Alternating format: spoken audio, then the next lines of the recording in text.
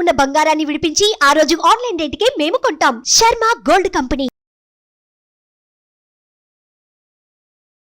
నమస్తే, welcome to Suman TV. నేను మీ యామ్ని. ప్రస్తుతం మనతో ఉన్నారు ప్రముఖ ఆధ్యాత్మికవేత్త, ప్రముఖ జ్యోతిష వాస్తు పండితులు, బ్రహ్మశ్రీ డాక్టర్ నాయకంటి మల్లికార్జున శర్మ గారు ఉన్నారు. గురుగారితో మాట్లాడి మనకున్న సందేహాన్ని అడిగి తెలుసుకుందాం. నమస్కారం గురుగారు. నమస్కారం. గురుగారు, మీరు ప్రతి నెల 12 రాశుల గురించి తెలియజేస్తారు కాబట్టి అసలు ఈ జూలై నెలలో అండి ఏ విధంగా ఉంటుంది? ముందుగా మనకి మేషరాశి కాబట్టి మేషరాశి గురించి తెలియచేయండి. ఓం శ్రీ గురుభ్యో నమః.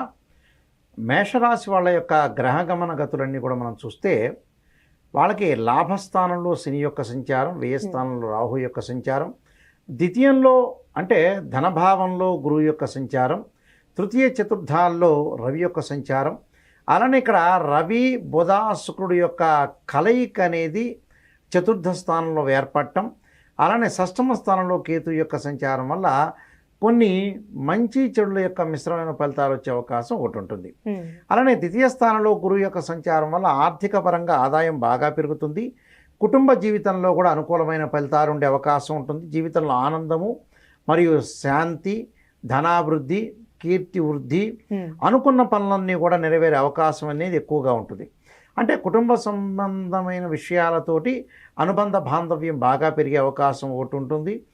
అలానే ఇక్కడ ద్వితీయ స్థానంలో కుజుడు యొక్క సంచారం వస్తాడు. ఇప్పుడు జూలై 10 తర్వాత వచ్చేటప్పుడు కొంత మాట్లాడే విధానంలో కొంత జాగ్రత్తగా నేర్పరిగా మాట్లాడాలి. అంటే లౌకిక విధానంగా నేర్పరిగా ఉండాలి. ఆలోచన సరళిని కూడా కొంత మార్చుకోవడం చాలా మంచిది. వీళ్ళు అంటే పాత రోజుల్లో ఉన్న ఆలోచన సరళి కాకుండా కొత్తగా ఆలోచన సరళి ఆలోచన చేసి ముందుకెళ్ళటం అనేది మంచిది. ఇది అయితే ఇక్కడ దానితో పాటు వీళ్ళకి ఈ మేషరాశి వాళ్ళకి లాభస్థానంలో శని ఉండటం వల్ల సర్వకార్య విజయం అనేది లభించే అవకాశం ఎక్కువ ఉంటుంది. అంటే సర్వత్రా విజయం అంటే మనం చేయాలంటే ఏంది, కష్టపడాలి, భగవంతుడి యొక్క ఆశీర్వచనం ఉండాలి.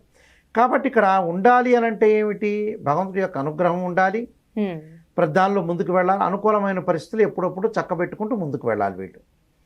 దానితో పాటు వీళ్ళకి ముఖ్యంగా ఈ కార్యక్రమాలలో ఉండే ఒత్తిళ్ళు, కార్యాలయాల్లో, ఆఫీసుల్లో కొంత ప్రెజర్స్ వచ్చే అవకాశాలు ఎక్కువగా ఉంటాయి. అంటే ప్రతి విషయాన్ని కూడా కొంత సవాలుగా ఎదుర్కొనే అవకాశం అనేది ఈ జూలై నెలలో ఉంటుంది. అంటే ఆలోచన సరళిలో మార్పు ఉండాలి, లౌకికతత్వం ఉండాలి, ప్రతి విషయాన్ని కూడా కొంత క్రమశిక్షణగా ఆలోచన చేసి ముందుకు వెళ్ళాలి. అయితే ఇక్కడ రవి యొక్క బలం వల్ల, రవి ఎక్కడున్నాడు, తృతీయ స్థానంలో చతుర్థ స్థానంలో ఉంటాడు. అంటే తృతీయ చతుర్థ స్థానంలో అంటే ఇక్కడ మేషరాశి వాళ్ళకి ఏంటంటే పంచమాధిపతి ఎప్పుడైతే తృతీయంలో చతుర్థంలో ఉండటం వల్ల కూడా రవి వల్ల కూడా కొంత వాళ్ళ యొక్క ఆఫీసు కానీ ఉద్యోగ పరంగా కానీ కొంత జాగ్రత్తగా ఉండాల్సిన అవసరం. జాగ్రత్త అంటే ఏంటంటే లౌకిక జ్ఞానంతో ముందుకు వెళ్ళాలి.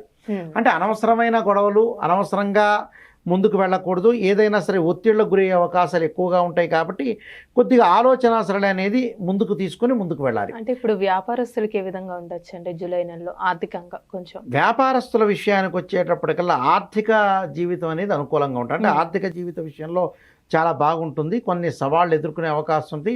భాగస్వామ్య వ్యాపారం బాగా కలిసి వస్తుంది, ధనాదాయం పెరుగుతుంది, కీర్తి పరిస్థితులు కూడా పెంచుకునే అవకాశం అనేది ఉంటుంది.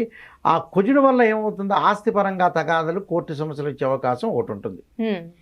దానితో పాటు ఆదాయాలు బాగా పెరుగుతాయి. ఇక్కడ ఎప్పుడైతే ఈ జూన్ 30 నుంచి శని తిరోగమనంలో వెళ్తాడు, అంటే రెట్రోగ్రేడ్లో వెళ్ళటం వల్ల కొద్దిగా శని వల్ల లాభం కలుగుతుంది, కానీ కొంత ఆరోగ్యపరంగా కొంత ఇబ్బందుల విషయంలో జాగ్రత్త ఉండాలి.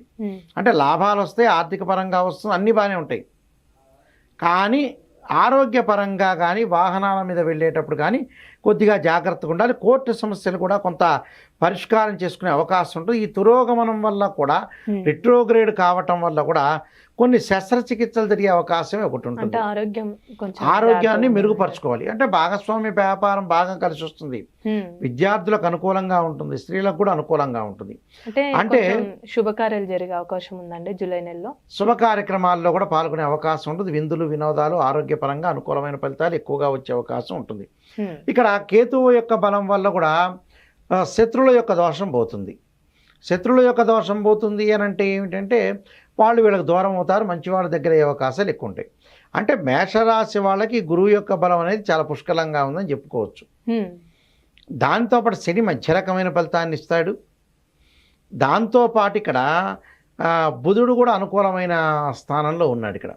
అంటే ఇక రవి బుధ శుక్రుల యొక్క కలయిక ఉంది. అంటే వివాహం కాని స్త్రీ పురుషులు ఎవరైతే ఉంటారో వాళ్ళకి శుక్రుడు యొక్క బలం వల్ల వివాహాలు జరిగే అవకాశాలు ఎక్కువ ఉంటాయి. అంటే ద్వితీయాధిపతే చతుర్థ స్థానంలో ఉన్నాడు ఇక్కడ. అంటే ద్వితీయాధిపతి అయిన ఈ రాస్యాధిపతి కాకుండా ద్వితీయ భావాధిపతి, ఇక్కడ ద్వితీయాధిపతి ఎప్పుడైతే చతుర్థ స్థానంలో ఉన్నాడో ఇక్కడ భావాధిపతి అనటానికి కూడా వీలేదు, ద్వితీయాధిపతి అనాలి అసలు. ఈ ద్వితీయాధిపతి చతుర్థ స్థానంలో ఉండటం వల్ల శుక్రుడి యొక్క బలం వల్ల వివాహాది శుభ కార్యక్రమాలు, విందులు, వినోదాలు, తీర్థయాత్రలు, పుణ్యక్షేత్రాలు వెళ్ళే అవకాశం ఉంటుంది. అంటే ఇప్పుడు విద్యార్థులకి విదేశయానం ఉందంటారండి? విద్యార్థులకు విదేశాలు వెళ్ళే అవకాశం ఉంటుంది, కంపెనీతులు కూడా వెళ్ళే అవకాశం ఉంటుంది, ఉద్యోగపరంగా అనుకూలంగా ఉండే అవకాశం ఉంటుంది, కొన్ని చిన్న చిన్న గాయాలు జరిగే అవకాశం ఎక్కువగా ఉంటుంది. అంటే ఆర్థిక పరంగా లావాదేవీలు ఉన్నా కుజుడు యొక్క బలం లేకపోవటం వల్ల మన వాహనాల మీద వెళ్ళేటప్పుడు కానీ, గాయాలు జరగటం కానీ, అంటే చిన్న చిన్న పుండ్లు జరగటం కానీ, దీర్ఘకాలికంగా ఉన్న వ్యాధుల విషయంలో జాగ్రత్త ఉండాలి. అంటే ఉద్రిక్తలు ఆపుకోవాలి, అంటే కోపాన్ని తగ్గించుకోవాలి, లౌకిక జ్ఞానాన్ని పెంచుకొని ముందుకు వెళ్తే వీళ్ళకి అన్నీ కూడా మంచి జరిగే అవకాశం ఎక్కువగా ఉంటుంది. కోర్టు సమస్యలు కూడా వచ్చే అవకాశాలు ఉంటాయి, కానీ త్వరలో కోర్టు సమస్యలు కూడా వీటి పరిష్కారమై వాళ్ళకి ఆస్తులు వచ్చే అవకాశాలు ఎక్కువగా ఉంటాయి. కాబట్టి ఆస్తులు వచ్చే అవకాశాలు ఉన్నాయి కాబట్టి వాళ్ళకి అనుకూలంగా ఉంటుంది, కానీ ఆరోగ్యపరంగా హెచ్చుతగ్గులు వచ్చే అవకాశం ఎక్కువ ఉంటుంది. అంటే ఆరోగ్య విషయంలో జాగ్రత్త ఉండాలి. దుస్తులు కొనుగోలు చేయటం, బంగారు ఆభరణాలు కూడా వీళ్ళు కొనుగోలు చేస్తారు, కొంత డబ్బు వెచ్చించే అవకాశం ఎక్కువగా ఉంటుంది. కీర్తి, ధనాదాయం బాగా పెరుగుతుంది, అనుకున్న పనులన్నీ కూడా వాళ్ళు సాధించే అవకాశం ఉంటుంది. మరికొన్ని రెమెడీస్ చేసుకుంటే సరిపోతుంది. ఎలాంటి పరిహారం చేసుకోవాలండి జూలై నెలలో? సూర్యుని ఆరాధన చేయాలి, ఎందుకంటే మేషరాశి వాళ్ళు ఖచ్చితంగా సూర్యుడిని, కుజుడిని ఆరాధన చేయాలి. అంటే ఏ విధంగా ఆరాధన చేయాలి అనేది కూడా సందేహమే కదా. సూర్యుని ఆరాధన చేయటంలో ఎప్పుడు కూడా ప్రతిరోజు కూడా ఒక రాక్ కలశాన్ని తీసుకొని, అంటే ఈ 4 ఆదివారాలు కూడా రాక్ కలశాన్ని తీసుకుని, రాక్ కలశం ద్వారా ఇక్కడ మన చేతిలో రాక్ కలశం పెట్టుకుని సూర్యుడికి అర్ఘ్యం విడిచి ఆ రాక్ కలశంలో ఉన్న నీటి కింద పోయాలి. అలానే గోధుమలు దానం చేయటం మంచిది, లేకపోతే గోధుమ పిండి కూడా దానం చేయటం అనేది మంచిది. దానితో పాటు కుజుడి యొక్క ఆరాధన చేయాలి. కుజుడి యొక్క ఆరాధన చేయాలంటే ఏంటి? సాధారణంగా అన్ని మంత్రాలు చదువుకుంటూనే ఉంటారు జనాలందరూ, ప్రతిరోజు కూడా ఏదో ఒకటి మంత్రాలు చదువుతుంటారు. కానీ ఇక్కడ కందిపప్పు, ఎర్రని వస్త్రాన్ని దానం చేయాలి.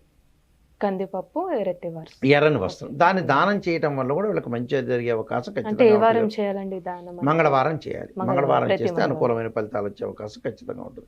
ఈ నియమాలు పాటిస్తే చాలు, వాళ్ళకి ఆదాయపరంగా కానీ ఆర్థిక పరంగా కానీ అన్నీ కూడా అనుకూలమైన ఫలితాలే ఉన్నాయి, ఏం ఆలోచన చేయాల్సిన పని ఏమీ లేదు. చాలా చక్కగా తెలియజేశారండి మేషరాశి వారికి సంబంధించి. ధన్యవాదాలు. నమస్కారం. సుమన్ టీవీలో మీ పర్సనల్ అండ్ బిజినెస్ ప్రమోషన్స్ కోసం కింది నెంబర్కి కాంటాక్ట్ చేయండి.